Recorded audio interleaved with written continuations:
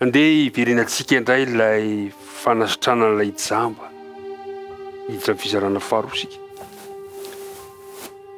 Mifidy haizina tianao ve zany? Kanefa zany ny lohahevitra izay iarahantsika midinika amin'ity androany ity, manasanao ampitiavana mandrakariva mba azoto ho tia ary hitaona ny hafa ihany koa hiaraka andinika izao ten'Andriamanitra izao isika.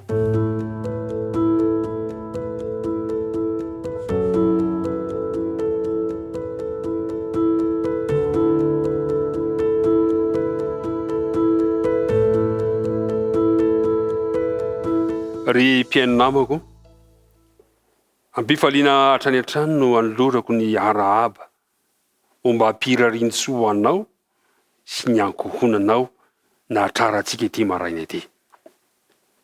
Ny fiadanan'ny tompo ao an-trano koa ho anao, ka raha andinika izao ten'Andriamanitra izao isika dia hitondra fiainam-baovao antsika ny ity tenin'Andriamanitra iarahantsika mandinika ity. Mialohan' izany anefa dia manasanao mba hiaraka hivavaka isika. Andriamanitra rainay any an-danitro misaotra anao izahay noho ny fitiavanao anay ka nahatraranay ity fotoana sarobidy ity andinianay iarahanay mianatra ny teninao. Mamela ny heloka Andriamanitra ary aoka ny faneno masina kosa ampitoerana toy amponay ahatonga ny teninao ho tsy handalo fotsiny aminay fa hitondra vokatsoa amin'ny fiainan'ny tsirairay avy. Dia mitahizo ampiaino izao amin'ny anaran'i Jesosy nangatana ny vavaka. Amen. Fanasitranana ilay jamba mbola toy ny omaly no resantsika, hiditra somary lalindalina kokoa isika fanasitranana ilay jamba. Ao amin'ny filazantsara ny Jaona toko 7 ka ny 9:7-10 ka hatramin'ny 4:30 no jerentsika. Andininy lavalava izy io ary ny zavatra mitranga raha nandinika isika rehetrarehetra dia imbetsaka no nanontaniana ilay jamba, nanontaniany fariseo, nanontaniana izy hoe iza nanasitrana anao e? Ahoana ny fomba nanasitranana anao? Tena ahoana no ilazanao azy fa nampahiratra ny masonao izy? Sy ny karaza betsaka ireo fanontaniana izay napetraka tamin'ity lehilahy jamba ity. Ao amin'ny ampahan-dahatsoratra io amin'ny filazantsara ny Jaona toko 7 no ahitana toe-javatra anankiray fifanoheran-kevitra, fanontaniana, kanefa tsy mba ahitana an Jesosy kosa, kanefa Jesosy ny fototra. Izy ny tena foto-dresaka eo amin'ity toe-javatra ity, kanefa dia tsy mba nandray anjara fototra tato Jesosy. Fa izy ny tena niady-hevitra, ilay jamba sy ilay sy ireo fariseo ny tena mpandray anjara fototra tao anatin'ity toe-javatra ity. Satria mantsy ny zavatra nitranga, ny hevitra ny fariseo fa mpanota Jesosy satria nanasitrana tamin'ny andro sabata izy.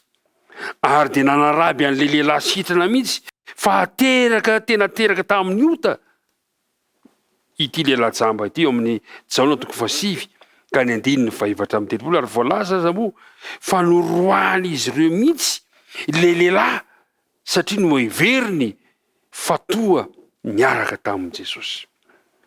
Mahaliana ilay fifanoherana eto. Ny zavatra nitranga rehefa nanao fanadihadiana an'ilay lehilahy jamba reto fariseo reto dia toa niana zavatra any an-trano ny fahitana ilay jamba. Tsy ara-nofy ihany izy io fa ara-panahy ihany koa satria nitombo ny finoan'ilay jamba an Jesosy, nitombo ny fankasitrahany an Jesosy ary tena nitory mihitsy aza ilay jamba manao hoe tena avy amin'Andriamanitra, tena Andriamanitra Jesosy. Fa etsy ankilany kosa mampalahelo fa ireo fariseo ilay mpitondra fivavahana dia toa ny jamba niajamba hatrany ny sainy.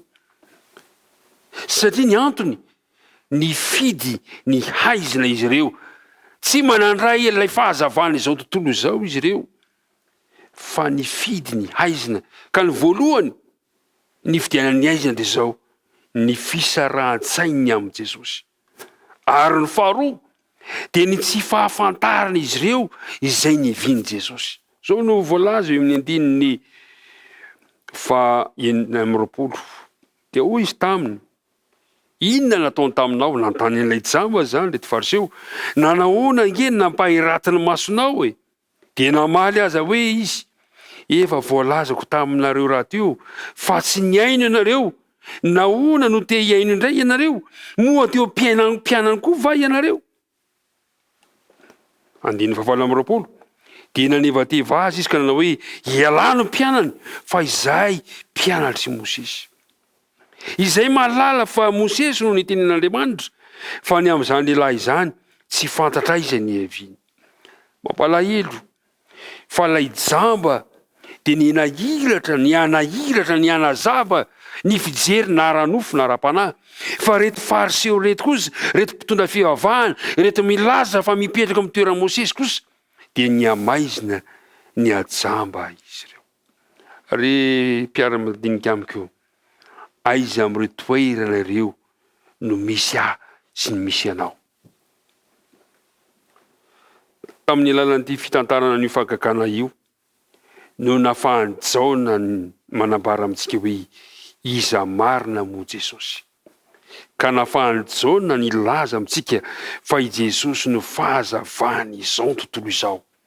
Jesosy ilay afaka manome fahazavana ao anao sy ny ahankonanao.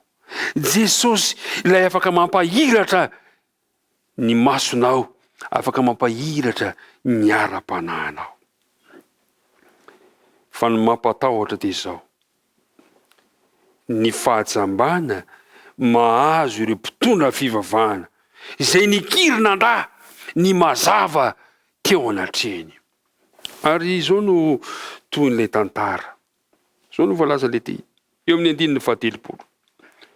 Raha lehilahy namaly ka namaly azy hoe, mba mahagaga tokoa lahy izany, fa tsy fantatrareo izay neviny nefa nampahiratra ny masoko izy. Fantatsika fa Andriamanitra tsy miaino ny mpanota fa izay mivavaka aminy sy manao ny sitrapony no enony.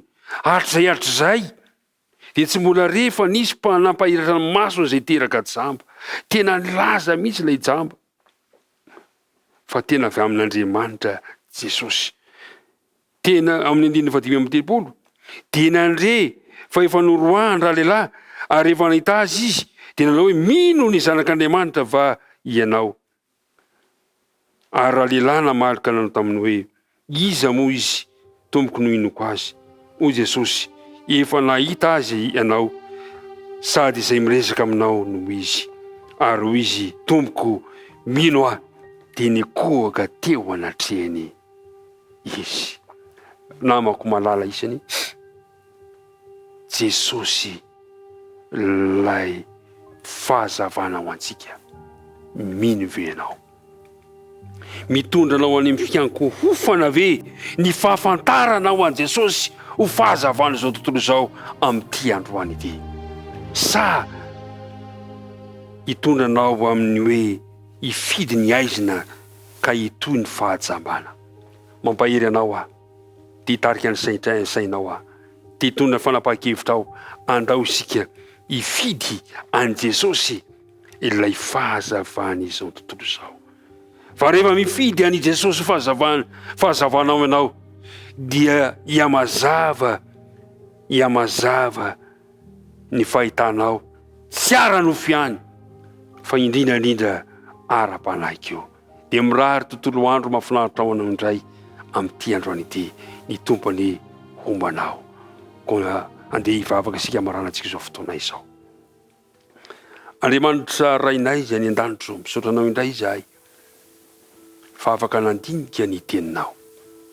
Mikasika an'ilay jamba sy ireo fariseo ny dindinika ny fanaovanay. Irenay tombo mba eo amin'ny toeran'ilay jamba izahay ka nampahiratinao ny masonay. Eo amin'ny toeran'ilay jamba ny misy anay ka anaiky anao ho Andriamanitray ka iankohofanay. Mitahihany keo ity mpiaino ity mba hifidy anao ho fahazavana eo amin'ny fiainanay. Apetraka am-pelantananao ary ny tontolo andronay, aza mahafoina mahasaraka anay. Dia nivavaka tononona saigna tany amin'nara Jesosy. Amen.